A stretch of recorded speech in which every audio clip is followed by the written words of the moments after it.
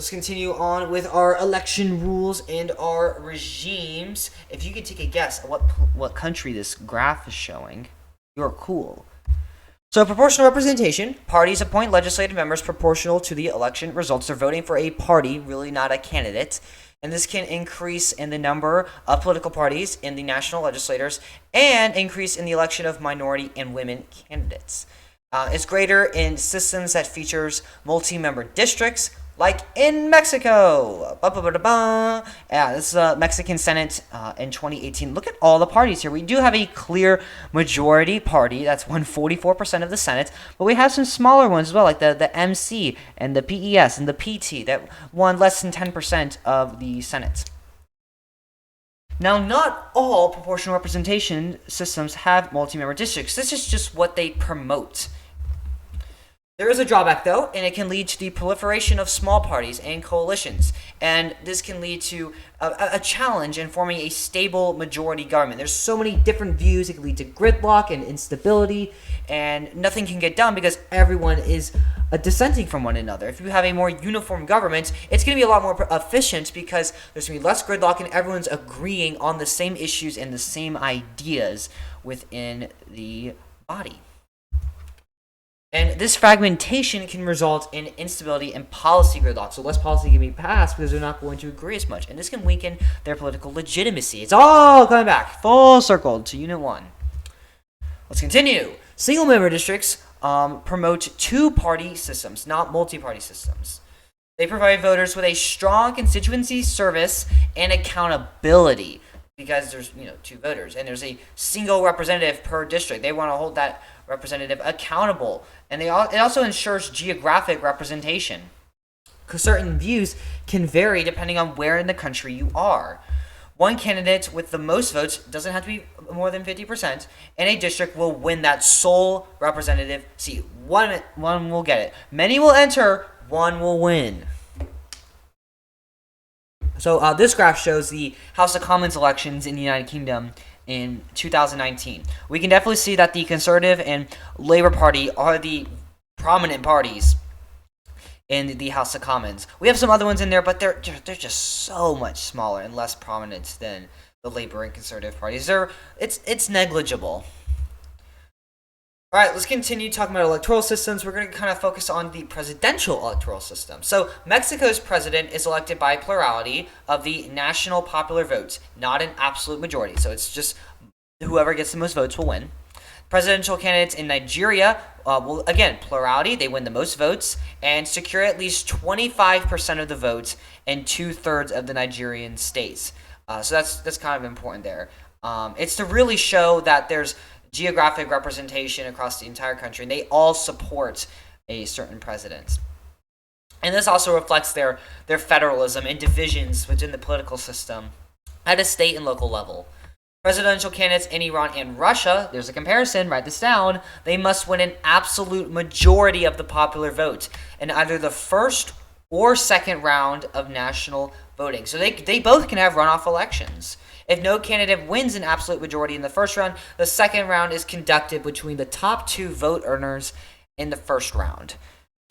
Majority rules in Iran, Nigeria, and Russia provide the winners with a national mandate.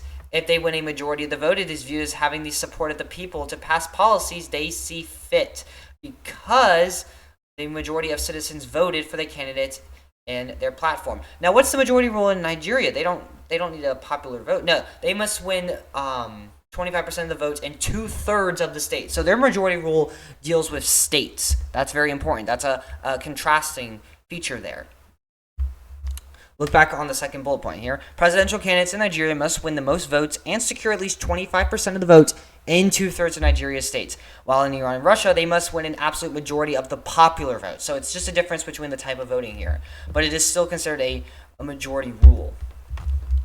So let's look at this graph here. Election of Russia in 2018. Obviously, Putin won almost 77% of the votes.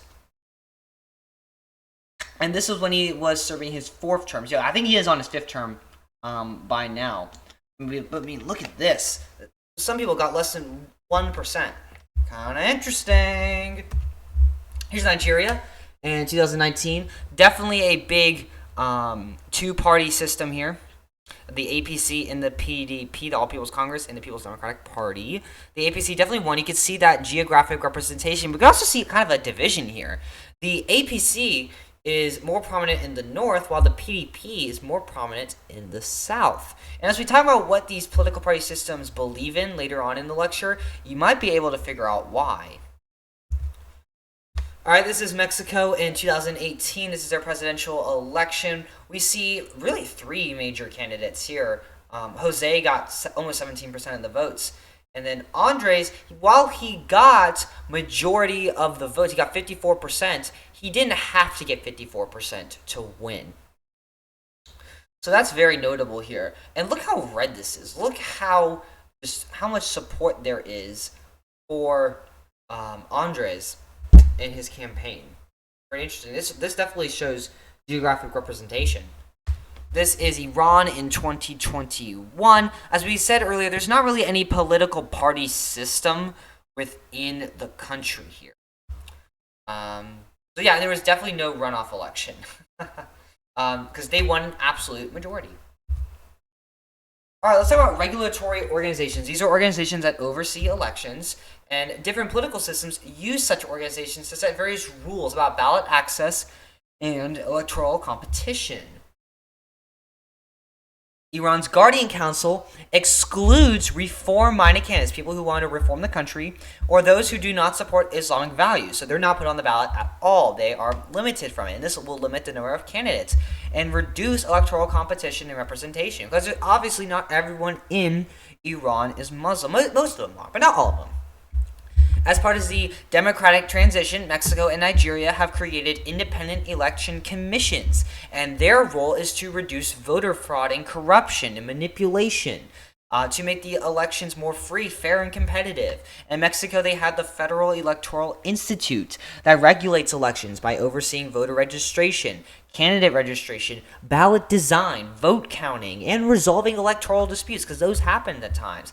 In Nigeria, similarly, they have an independent National Electoral Commission, and this will regulate elections via registration, candidate nomination, polling station management. They actually have security forces in polling stations, vote counting, and, of course, resolution of electoral disputes. So there's some commonalities between these two regulatory organizations in our democratizing countries.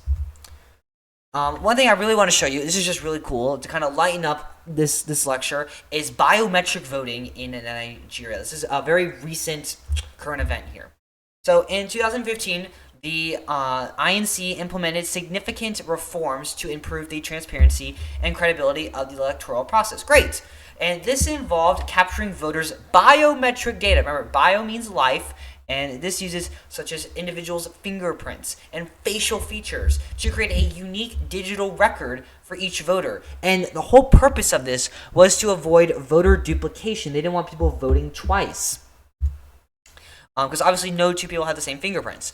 These reforms included the introduction of biometric voter registration and the use of electronic voter card readers to verify voter identities and prevent fraud. Only registered voters with valid voter cards are allowed to cast their ballots. And these measures have contributed to the overall credibility and fairness of the electoral process. Seems pretty cool. Yeah. Okay, so now we're going to talk about appointment systems. And these are where individuals are just directly appointed into office. This is different from when they're vetted in. So in Iran, Majlis members are elected and vetted in by the Guardian Council. They're not appointed by the Guardian Council. This means they're chosen by the Guardian Council, which they're not. So this is where they're chosen by bodies and they're not elected in. So some regimes will use an appointment system for membership in legislative bodies to promote diversity of viewpoints. Others use it to advance a certain political agenda. So these kind of contradict each other, and it just depends. You could probably classify this as democratic versus authoritarian. The United Kingdom has an appointment system for the House of Lords. They are approved by the monarch with recommendations made by the Prime Minister and an independent commission. They're not directly elected. And this promotes diversity as there are more of these appointments than hereditary appointments. Those exist as well in the House of Lords, where someone earns a seat just because they have a certain heritage. Half of Iran's Guardian Council members are selected by the supreme leader. Half of them are nominees from the judiciary with the Majlis' approval. And this allows for more diversity as there's more voices appointing the nominees. There's different bodies here. All appointed officials must follow Sharia law, of course, and the supreme leader is ultimately able to have the final say in all decisions. They are approving it. Yeah. Let's continue on with this. The appointment process for positions in the Federation Council is done by regional governors and the regional legislator, not directly elected. The creation of 9 federal districts, the annexation of Crimea, has reasserted federal power under the Russian president, and this has allowed him to appoint presidential envoys to the district, allow regional candidates to forego elections, and appoint a governor from a list of candidates approved by the president, which is not very democratic. It also allows the authoritarian regime to control the political agenda through the selection of elites. So Putin's really getting a lot of say here in these federal districts and who runs them, particularly because the list of candidates is approved by him, and it's supposed to follow his political agenda, the United Russia political agenda. Let's talk about the timing of elections, because elections in our countries are held at different rates depending on the country and depending on the system. So in China, the National People's Congress has members elected every 5 years through indirect elections through regional legislative assemblies. They're not elected by the people. In the Majles in Iran, the members are elected on a fixed term of every 4 years. And this is actually separate from the presidential elections. And also notable, the supreme leader is serves a life term, so they don't have a fixed election system either. In Mexico, members of the Chamber of Deputies are elected on a 3-year term limit, and just recently, it's been changed that they have no limit on consecutive terms. Now, this contrasts to the Senate, where they have a 6-year term limit, and just recently, they can now serve 2 term limits for 6 years each. 2 terms for 6 years each. That's their limit. And term limits for both of these offices were increased from a strict 1-term limit in 2015. Very recent change. In Nigeria, members of the House of Representatives and the Senate are elected regularly on 4-year terms, separate from the presidential elections. Again, so in Russia, members of the Duma are elected regularly on fixed terms of every 5 years. This is separate from presidential elections. Prior to 2008, this actually was 4 years. In the UK, the Commons passed a law in 2011 that created a fixed-term election system in which Commons elections would take place every 5 years on a fixed date. And there's no term limits. The legislation allowed the Prime Minister to ask for snap elections to force all members to campaign for re-elections within 30 days with a supermajority of support. And this would wipe out the legislator and call for election for every single person in the House of Commons. And if a different party wins the majority, that Prime Minister is booted out of there. The legislature actually approved of a snap election in 2017, just 2 years after the fixed-term Commons election.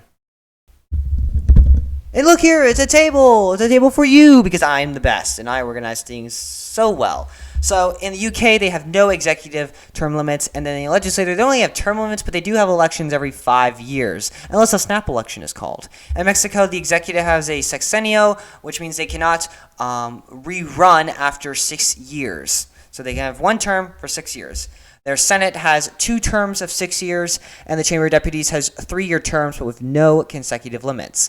In Nigeria, the president can serve 2 terms of 4 years each, and the Senate and House of Representatives, each member can serve 4 years each term, and they can have unlimited terms. In Russia, the prime minister and the president serve 2 terms of 6 years. However, you can flip-flop from president to prime minister to president, kind of like Putin's been doing. And in the Duma, you can serve a single 5-year term, and then the Federation Assembly, the Federation Council, if you want to call it that, it has a single 4-year term. In China, there is no presidential term limits as of 2018, and then in the legislature, there are 5-year term limits. In Iran, the supreme leader can not be removed unless it's through the Assembly of Experts, and then the president serves 2 terms of 4 years each. And then the Majel members serve 4-year terms. Thanks so much for watching. Please like and subscribe. It's free, which means it costs $0, and it really does help me out. Leave a comment down below with any questions. I'll be happy to answer them. There's some links down below in the description with practice tests, key terms, guided notes, all that fun stuff. Head on over to the next AP Comparative video on some really cool political stuff.